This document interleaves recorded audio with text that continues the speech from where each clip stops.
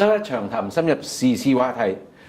卑詩省地方政府會喺今年2018年嘅10月份全面嘅改選。呢個改選咧係每4年一次，但係今一次咧有一個好大嘅特色，呢個特色咧就係目前宣布咗唔再選嘅現任市長有6位，而觀察家認為可能到接近選舉嘅時候，會出現一個局面，就有一半嘅市長會換人，更唔好提話市議員啦。所以喺呢個可能會有一個大變動、大翻盤嘅情況之下咧，呢個選舉會係各路英雄都出晒嚟嘅。我哋會喺而家開始有機會，我哋為大家介紹各路嘅候選人，令大家對於呢個地方選舉有進一步嘅了解。今日第一個為大家請到嘅咧，係目前喺溫哥華裏邊度爭取緊無黨派協會做市長候選人嘅 Hector Bremner。Hector, how are you? Very good, sir. How are you? Yes, first of all, I want to congratulate you for your courage to run for mayor. Well, thank you very much. Yeah, I'm the first person to say I'm surprised that I've been blessed enough to be able to be in the position where I'm at right now at City Hall. I'm a Vancouver City Councillor, of course, and you know, we've got a lot of momentum and people want us to go further, and I'm really excited about where we're going. Wonderful. So you were elected in the by-election just a few months ago. Yeah. So in general, I know you have a lot of other experiences, but in general, you are quite a newbie, a new kid in town in the civic, the politics. How would you convince the people that you're ready, you're qualified, and you are the best? Well, that is the job up until October. You know, again, I'm the first person to say I'm the most unlikely character in all of this. And I've just been so blessed, you know, God opened a door and I walked through it. My wife and I, you know, we looked at this and said, this is a tremendous opportunity. People believe in our message of hope and a plan to fix Vancouver. We're, of course, in the midst of a housing crisis that has been ignored by the civic government. Of course, there's been no shortage of blame to go around for that. We've heard blame at the federal government, we blame at the provincial government. But the provincial government and the federal government are not to blame for the fact that we have 75% of our city that's blocked off from building middle-class housing. It's not the city's, anybody but the city's fault for the fact that we don't have a citywide plan. We're the only city in North America with no citywide plan. We're the longest permit wait times in North America. It takes 5 to 7 years to build a building. But what we've done is, at the City of Vancouver, is prioritized the wrong type of building, and it's left middle-class families behind. So starting from that point, we're going to be showing people how we can fix it, and our Let's Fix Housing message has really connected with people. But I think more importantly, at this time, and many of your audience I'm sure have experienced this, is that there is this dark wave moving through the city right now of blame towards certain groups, particularly Chinese people, that somehow we can ethnically target one group and say that's the reason for all of our problems. And that is a failed way of thinking. It's wrong. It's not Canadian. It's not Vancouver. And I believe that right now it's a hard time to break through with the right facts. But we are going to show people the right heart. And I believe that we will be successful in October, and we will be able to introduce me, introduce our concepts, and I think we will peak on Election Day and we will win. You talk about introduce yourself, introduce the party. Let's start with yourself. Can you tell us a little bit about yourself, your background, that you believe you have the requirements or qualifications to do the job? Yeah, well, where do I get off believing I can do this? Yeah. Yes. Well, the great thing about democracy is that all of us have a chance to run. Anybody watching this has a chance to run. You ran, you did great things. You know, we all have the ability to put our voice at the table. The question is whether or not we choose to. And I grew up in a family, a military family, and a family of immigrants that actually came to Canada stateless. And they know what it's like to not have a voice at the table. They knew what it was like to be discriminated against. And they came to Canada trying to make a life for themselves. And they wanted a fair shot. And so I grew up with those principles and values, and I grew up in Saskatoon, Saskatchewan, in the prairies. And I came out here about 20 years ago, and experienced some challenges, and I came out of those things. And what it taught me is that we all have moments where we think that there's no hope, that we think that the challenges in front of us are insurmountable.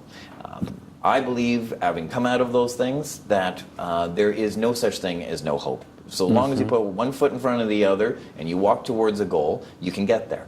And through that process, I met a lovely woman, my wife Virginia, who's very special to me. We have two boys who this June will turn 21 and 20, and they live with us. And I want a fair shot for them in the city of Vancouver. They were born here, and I worry that they will never find a place of their own in the city in which they're born. But you know, I'm 37 today. I'm Vice President of Public Affairs for a company called the Pace Group in Vancouver. I work on public policy matters and strategic communications.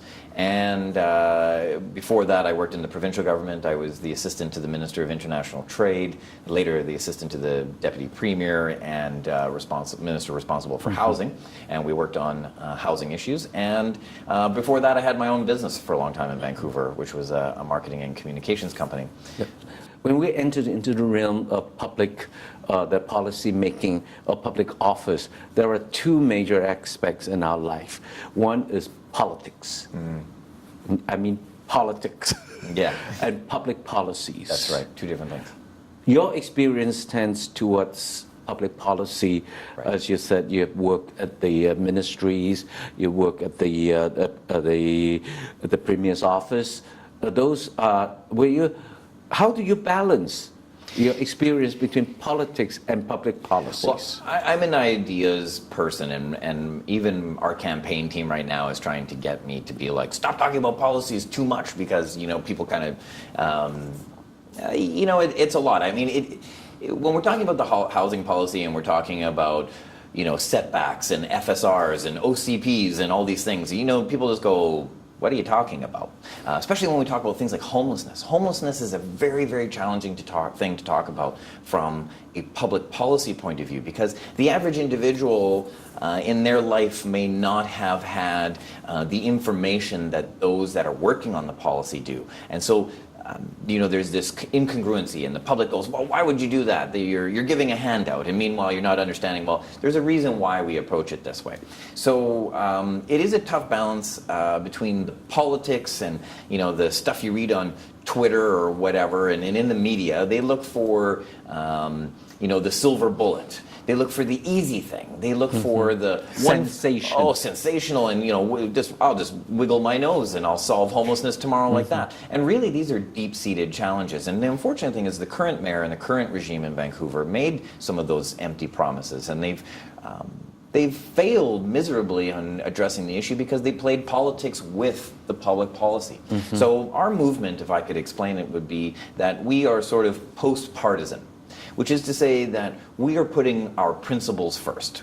We wrote down 4 things on a whiteboard when I decided to run for office, and, you know, a group was forming around me, and I was kind of getting swept into this whole thing. And I went to a good friend of mine, Mike Wilson, to run our campaign, and he's a brilliant campaign thinker. And he and I had both been sort of frustrated about, you know, the politics of personal ambition. We've both been backroom people. We both worked in parties, and, you know, worked and supported premiers and supported prime ministers and supported MLAs and MPs. But, you know, we wanted something more. And we said, well, how are we going to achieve more? And we wrote down 4 things. And what we said was we were going to take good ideas from left, right, center, doesn't matter. Let's take the good ideas. If they work, and they've been done internationally or in other jurisdictions, and it's evidence-based and it's going to make an impact, let's do it. Let's try it. Second thing we were going to do was bring people together. In Vancouver, our community is terribly divided. Terribly divided. We are being pitted against homeowners versus renters, rich versus poor, you know, Asian versus non-Asian. I mean, it's getting overseas versus domestic. Exactly, and, you know, and this is so toxic. And you know what? We cannot afford to go the way that Europe has gone and Trump has taken America with his politics of personal divisions, and it's wrong. We need to come together. So I'm a big believer that we need to invite all voices to the table, and I'm very proud so far we've been able to do that.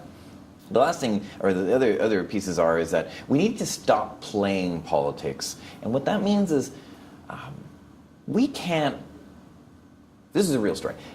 When I was in the provincial government, we were trying to spend $20 million on housing for the hardest to house people with mental illness, people with severe drug addiction. They needed a certain type of housing. It's called no barrier housing. And it's a supportive housing style. And we were willing to give the city $20 million. I literally walk out of a meeting where our staff are briefing us and saying, we cannot figure out why the city of Vancouver will not give us the land and the zoning. They would say they want to build it, but then when they're not coming to the table with us. What we realized is that the current mayor and regime didn't want to give a provincial government that they didn't like politically a good news story. And people were going to end up on the street because politicians couldn't stand on the same stage as each other. That's playing politics. And that's something I will not accept. I will endorse the NDP, the Greens, the BC Liberals, I don't care. But if you're willing to do the job, I'm willing to be there at the table with you. What's the fourth point? And the fourth point was get the job done. Just get the job done. People need to be housed. Middle-class people are hurting. We have 9,000 less children in our schools. Seniors are being forced out of our community. Businesses are closing down. Let's get the job done. We can't wait anymore. You have 4 years to do it if you have successfully get the mayorship.